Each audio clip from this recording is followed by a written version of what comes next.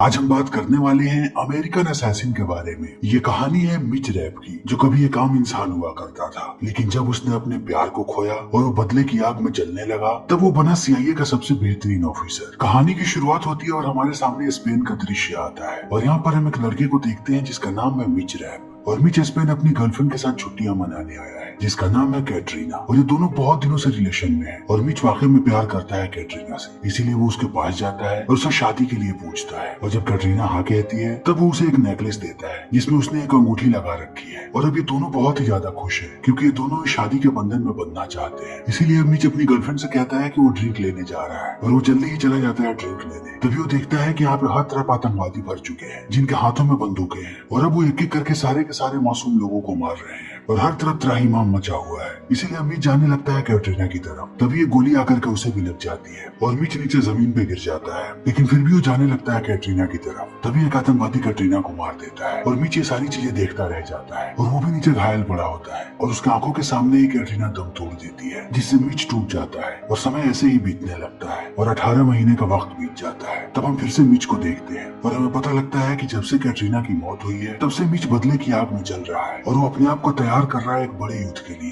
ताकि जिन लोगों ने कैटरीना को मारा है वो उन्हें मौत के घाट उतार सके। इसीलिए वो हर रोज अपने आप को तैयार करता है। वो मार्शल आर्ट सीखता है और उसके साथ साथ वो बंदूक चलाने की प्रैक्टिस भी करता है और प्रैक्टिस के अलावा उसका जितना भी वक्त बचता है वो उस ग्रुप को ढूंढने में लगाता है कि आखिर कौन से ग्रुप ने वहाँ पे हमला किया था, और वो बार बार कोशिश करता है कि वो कैसे भी उनके ग्रुप में शरीक हो सके। तभी थोड़े दिनों के बाद उसे एक अदनान नाम के आदमी के बारे में पता लगता है जो उस ग्रुप का मुखिया है। इसीलिए अमित अदनान से कांटेक्ट करने की कोशिश करता है ताकि वो उसके ग्रुप में शामिल हो सके। तभी अदनान उससे बात करता है और मिच उसे बताता है कि वो अमेरिका से नफरत करता है और वो यहाँ पे तबाही मचाना चाहता है। फिर अदनान एक के बाद एक सवाल उससे पूछने लगता है और मिच उसके सवालों के जवाब देता है, लेकिन अदनान को अभी भी मिच पे भरोसा नहीं है। लेकिन मिच उसे हर रोज कन्विंस करने की कोशिश करता है और इसी बीच जब वो प्रैक्टिस पे जाता है तब प्रैक्टिस के बीच वो अपना आपा खो देता है और वो अपने ओपोनेंट को बहुत ही बेरहमी से पीटने लगता है। तब उसका कोच उसे रोकने की कोशिश करता है और उसे समझाता है कि उसे अपने आप पे नियंत्रण रखना पड़ेगा वरना उसके लिए मुसीबतें बढ़ती जाएंगी। लेकिन मिच यहाँ पे प्रतिशोध की ज्वाला में जल रहा है, इसीलिए उसे इन बातों से कोई फर्क नहीं पड़ता और वो घर आकर के फिर से अदनान से कांटेक्ट करने की कोशिश करने लगता है। तभी हम सीआईए के ऑफिस को देखते हैं और हमें पता लगता है कि जब से मिच ने अदनान से कांटेक्ट किया है तब से वो सीआईए की नजर में आ चुका है और अब दिन रात सीआईए नजर रख रही है मिच पे। तभी मिच फिर से कांटेक्ट करता है अदनान से और इस बार वो उसे कन्विंस कर लेता है। तब अदनान उसे मिलने के लिए लिबिया बुलाता है और मिच बिल्कुल भी वक्त नहीं गवाता और वो लिबिया पहुंच जाता है। तब अदनान के लोग उसे पकड़ लेते हैं और उसे एक टेबल पे बांध देते हैं और उसे टॉर्चर करके पूछने लगते हैं कि क्या वो किसी से मिला तो नहीं है। लेकिन मिच इसी वक्त का इंतजार कर रहा था, इसीलिए वो अपने हाथों को खोलने लगता है ताकि वो यहाँ पे अदनान को मार सके। तभी देखते ही देखते यहाँ पे सीआईए वाले हमला कर देते हैं और वो एक एक करके सबको मारने लगते हैं और वो अंत में अदनान को भी मार देते हैं। लेकिन इस चीज को देखने के बाद मिच पागल होने लगता है क्योंकि वो अदनान को अपने हाथों से मारना चाहता था। इसीलिए वो पास में पड़ी हुई चाकू उठाता है और उससे बार बार अदनान को स्टैब करने लगता है। लेकिन अब सीआईए वाले उसे पकड़ लेते हैं और पकड़ के वापस लाते हैं अमेरिका। तब उसे इंट्रोगेट किया जाता है और एक ऑफिसर उससे कहता है कि तुम इतने बेवकूफ कैसे हो सकते हो, तुम्हें पता भी है कि तुम किनके चंगुल में फंसे थे, अगर हम आने में थोड़ी सी भी देरी करते तो वो लोग तुम्हें मार देते, आखिर तुम वहाँ पे क्यों गए। तब मिच कहता है कि मैं इस चीज की वर्षों से तैयारी कर रहा था, मुझे अपनी गर्लफ्रेंड के मौत का बदला लेना था। ये वही लोग हैं जिन्होंने स्पेन में मेरी गर्लफ्रेंड को मारा था और मैं उन्हें कैसे भी मारना चाहता था। तभी ऑफिसर कहता है कि तुम्हें इसके लिए सजा मिल सकती है और हम तुम्हें जेल में डाल सकते हैं। तब मिच कहता है कि आप लोगों को मेरा शुक्रिया अदा करना चाहिए क्योंकि इतने दिनों में आप कभी भी अदनान को नहीं ढूंढ पाए और ना ही अगले कुछ समय में उसे ढूंढ पाते, लेकिन सिर्फ मेरी मदद से आप लोग वहाँ तक पहुँच सके और आप लोगों ने मुझे ट्रेस किया, तभी आप लोगों को अदनान का पता मिला और इस चीज के लिए आप मुझे पनिश करना चाहते हैं। आपका कोई भी सीआईए एजेंट वहाँ तक नहीं पहुँच सका जहाँ पे मैं पहुंचा हूँ। तब इन बातों को सुनने के बाद ये आदमी चुप हो जाता है और कहता है कि तुम्हें 30 दिन के आइसोलेशन में रखा जाएगा और समय ऐसे ही बीतने लगता है। तब एक दिन मिच के पास आती है सीआईए की डिप्टी डायरेक्टर जिसका नाम है इरीन। फिर इरीन यहाँ पे मिच से कहती है कि मैंने तुम्हें उस केस के दौरान देखा था और जिस तरीके से तुम अदनान तक पहुंचे वो काम वाकई में काबिल तारीफ है और हम नहीं चाहते कि तुम्हारी काबिलियत जेल में जाकर के बर्बाद हो। इसीलिए मैं तुम्हें कुछ ऑफर करना चाहती हूँ। मैं चाहती हूँ कि तुम सीआईए के साथ काम करो और हमारे ब्लैक ऑपरेशन को ज्वाइन करो जिसका कोड नेम है ओरायन, और हम तुम्हें सही तालीम देंगे और तुम्हें बताएंगे कि सीआईए कैसे काम करती है। फिर तुम ऐसे आतंकवादियों को मार पाओगे जो दुनिया में तबाही फैला रहे हैं और वो ऐसे आतंकवादी हैं जो बार बार मासूम लोगों को मारते हैं जैसे उन लोगों ने तुम्हारी गर्लफ्रेंड को मारा था। इसीलिए अगर उन्हें पहले नहीं रोका गया तब वो और भी लोगों को मारेंगे। फिर इन बातों को सुनने के बाद मिच भी सीआईए ज्वाइन करने के लिए मान जाता है। तभी रीन उसे लेकर के जाने लगती है और लेकर के आती है जंगल के बीचों बीच। तब यहाँ पर हम देखते हैं स्टैन हार्ली को और हार्ली ब्लैक ऑपरेशन का हेड है जो सारे के सारे नए रिक्रूट्स को ट्रेनिंग देता है। लेकिन जैसे ही मीच उससे मिलता है, स्टैन कहता है कि मैं तुम्हारे पुराने कामों से कभी प्रभावित नहीं होऊंगा, इसीलिए अगर तुम्हें मुझे प्रभावित करना है तब यहाँ पे कुछ करके दिखाना पड़ेगा। और इतना कहने के बाद वो उसे लेकर के जाता है जंगल के बीचों बीच, जहाँ पे सारे के सारे नए रिक्रूटर होते हैं। और अब स्टैन इन्हें लड़ना सिखाता है। फिर मीच जैसे ही स्टैन पे हमला करता है, स्टैन उसे बड़ी ही बेरहमी से पीट करके नीचे गिरा देता है और कहता है कि तुम्हें अभी बहुत कुछ सीखने की जरूरत है। और एक बार फिर से ये लोग खड़े हो जाते हैं। तब स्टैन विक्टर नाम के आदमी को सामने बुलाता है और वो मिच को भी बुलाता है और इन दोनों को लड़वाता है। लेकिन मिच यहाँ पे अपना कमाल दिखाता है और वो विक्टर से लड़ने लगता है। लेकिन विक्टर भी यहाँ पे अपना पूरा कमाल दिखाता है और ये दोनों बहुत देर तक ऐसे ही लड़ते रहते हैं। और बीच बीच में स्टैन इन्हें समझाते रहता है कि लड़ाई के दौरान इन्हें किन चीजों का ध्यान रखना चाहिए, इसलिए ये दोनों ऐसे ही लड़ते हैं। और इनका आज का सेशन खत्म हो जाता है। लेकिन अब इनका अगला सेशन है शूटिंग का, जब इन्हें एक वर्चुअल प्रोग्राम में डाला जाएगा और इन्हें वर्चुअल शूटिंग करनी है। और स्टैन इन्हें बार बार इमेजेस देते रहता है। और वर्चुअल प्रोग्राम में अभी ये लोग एक क्राउड के बीच में है और इन्हें जिस आदमी को कहा जाता है इन्हें सिर्फ उसी को मारना है। लेकिन जैसे ही मीच यहाँ पे अदनान को देखता है, वो अपना आपा खो देता है और वो उस पर अंधाधुंध गोलियां चलाने लगता है। तब स्टैन उसे रोकता है और कहता है कि इस प्रोग्राम का सिर्फ एक ही मकसद है कि तुम लोग अपने इमोशन पे कंट्रोल रखो, लेकिन तुम्हारा जरा सा भी कंट्रोल नहीं है अपने इमोशंस के ऊपर। इसीलिए अब इन सबको इलेक्ट्रिक शॉक्स दिए जाते हैं। लेकिन मीच तब भी नहीं रुकता, उसे शॉक्स लगते जाते हैं। फिर भी वो अदनान पे गोली चलाते जाता है। और इस चीज को देखने के बाद ये सारे लोग हैरान होते हैं कि आखिर मीच क्या कर रहा है। तभी हमारे सामने लंदन का दृश्य आता है और यहाँ पर हम देखते हैं ईरानियन एम्बेसी को, जहाँ पे CIA के एजेंट्स भी होते हैं। और हमें पता लगता है कि रशिया से बहुत सारा प्लूटोनियम चोरी हुआ है, जिससे कोई भी न्यूक्लियर हथियार बना सकता है। इसीलिए अब सारे देशों की परेशानियां बढ़ रही हैं और वो जल्द से जल्द पता लगाना चाहते हैं कि वो सारा का सारा प्लूटोनियम कहाँ गया। और CIA और बाकी लोग यहाँ पे ईरानियन गवर्नमेंट पे सवाल उठाते हैं और उन्हें लगता है कि वो प्लूटोनियम ईरान गया है। लेकिन ईरानियन इस बात को खारिज कर देते हैं। तो फिर सारे लोग अपने अपने खोज को जारी रखते हैं। तभी हमारे सामने पोलैंड का दृश्य आता है और यहाँ पर हम एक वैन को देखते हैं और इस वैन के अंदर प्लूटोनियम की डील हो रही है।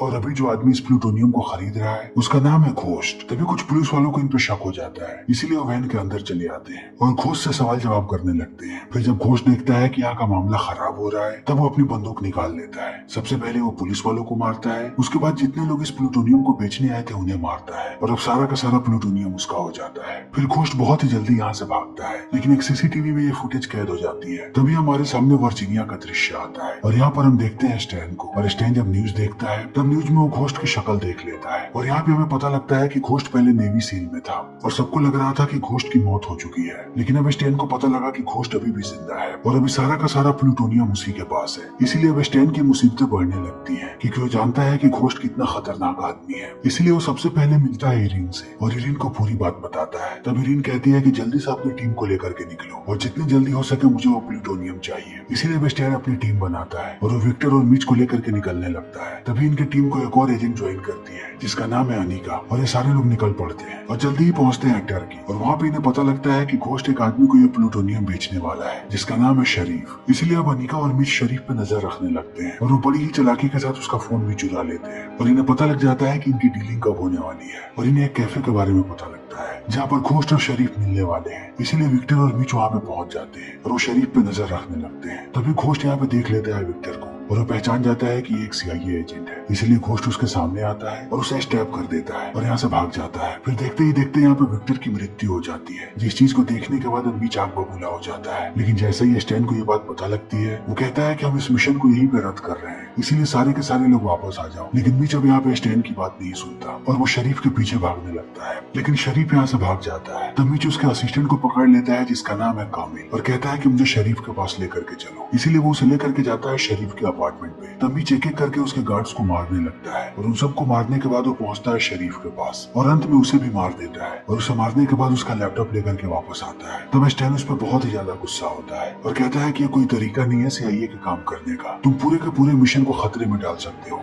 और अपने पूरे साथियों की जान को भी। और इस बात से अब कोई फर्क नहीं पड़ता कि तुमने मिशन को पूरा किया है और तुमने शरीफ को मारा है। सिर्फ ये बात मायने रखती है कि तुमने कितना ऑर्डर फॉलो किया और तुम कितने कायदे से चले। इसलिए हम अभी के अभी इस मिशन को छोड़ करके यहाँ से जा रहे हैं। तभी यहाँ पे इरीन आ जाती है और कहती है कि अब घोस्ट ने अपना इरादा बदल दिया है। वो पहले प्लूटोनियम को बेचने वाला था, लेकिन अब वो उसे नहीं बेचेगा, वो उसे असेंबल करेगा ताकि वो तबाही मचा सके। लेकिन वो अकेले न्यूक्लियर हथियार नहीं बना सकता, इसीलिए प्लूटोनियम को असेंबल करने के लिए उसे एक फिजिसिस्ट की जरूरत पड़ेगी। इसीलिए हमें लगता है कि वो रोम जाने वाला है, जहाँ पर उसे वो फिजिसिस्ट मिलेगा। इसलिए तुम अपनी टीम को लेकर के अभी के अभी रोम के लिए निकल जाओ। और अब इन बातों को सुनने के बाद स्टैन भी अपनी टीम को लेकर के रोम के लिए निकल जाता है। तब रोम में अनिका उसे बताती है कि वो एक फॉरेन एजेंट है ईरान की और वो उनके लिए काम कर रही है। ताकि वो उस न्यूक्लियर हथियार के बारे में जानकारियां इकट्ठा कर सके। तभी हम घोस्ट को देखते हैं जो मिलता है मिनिस्टर बहरोज से, और वो बहरोज के लिए यहाँ पे सारे के सारे न्यूक्लियर हथियार बना रहा है जो अमेरिका में तबाही फैलाना चाहता है। तभी हम स्टैन को देखते हैं जो अपने एक दोस्त से मिलता है जिसका नाम है आशानी, और अब आशानी स्टैन को बताता है कि ये पूरा का पूरा मास्टर प्लान बहरोज का है और घोस्ट उसी के इशारे पे चल रहा है। और अभी आशानी कुछ और बताता उससे पहले घोस्ट उसे गोली मार देता है, और फिर वो एक गोली मारता है स्टैन के पैर में और उसे किडनैप कर लेता है और अपने वेयर हाउस पर ले जाकर के उसे टॉर्चर करने लगता है। तब स्टैन उससे पूछता है कि आखिर तुम ये सब क्यों कर रहे हो? तब वो कहता है क्योंकि मैं अमेरिका से बदला लेना चाहता हूँ। मैंने ताउम्र अमेरिका की सेवा की और उनके मिलिट्री में था, लेकिन उन्होंने मुझे छोड़ दिया। मैं अपने देश के लिए कुछ भी कर सकता था, लेकिन उनको इस बात की कोई परवाह नहीं थी। मैं मरता रहा और उन्होंने जरा सा भी इस बात पे ध्यान नहीं दिया। इसीलिए मैं तबाही मचाना चाहता हूँ, और तबाही मचाते मचाते मुझे पता लगा कि मैं कितने सारे पैसे कमा सकता हूँ। तब इन बातों को सुनने के बाद यहाँ पे स्टैन गुस्सा हो जाता है और कहता है कि तुम पैसे के लिए मासूम लोगों को मारोगे? तुमसे बड़ा जाहिल आदमी मैंने अपनी पूरी जिंदगी में नहीं देखा है।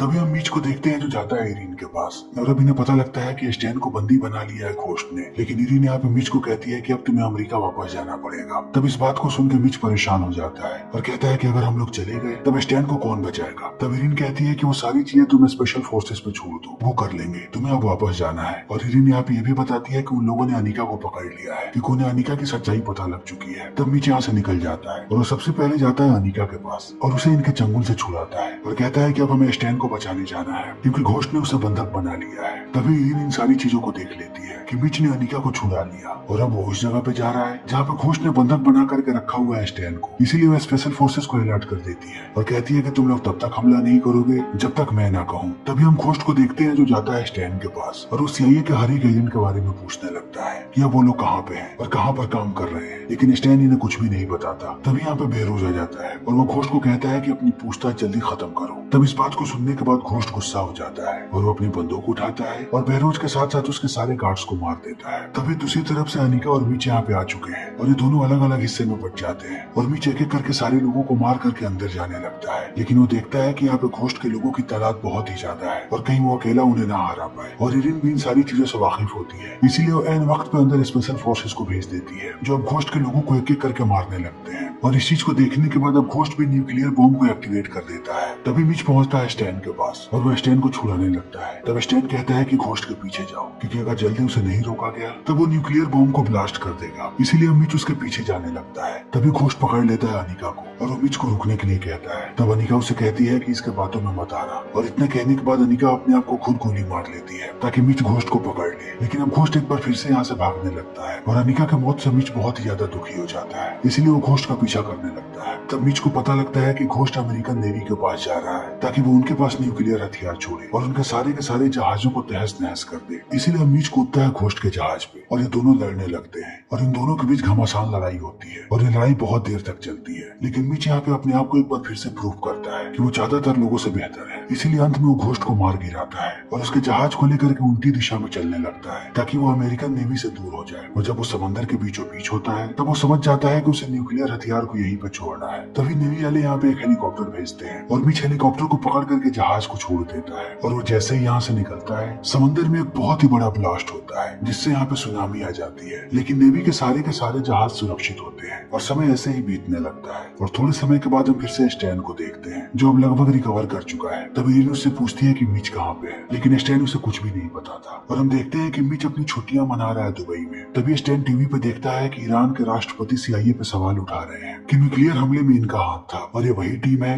जिन्होंने प्लूटोनियम को चुराने की कोशिश की थी। तभी हम ईरानियन प्रेसिडेंट को अब देखते हैं दुबई में और वो एक होटल में चेकिंग करते हैं। तभी होटल में हम मीच को देखते हैं, वो भी राष्ट्रपति के सामने, और इन सबको देख के मीच मुस्कुराता है और हमें समझ में आ जाता है कि मीच अब अपने अगले मिशन पे है। और इसी के साथ ये फिल्म यहीं पे खत्म हो जाती है। तो दोस्तों हमारी आज की वीडियो यहीं पे खत्म होती है। अगर आपको हमारी ये वीडियो पसंद आई हो तो इसे लाइक करें, शेयर करें और चैनल को सब्सक्राइब करें। Thank you.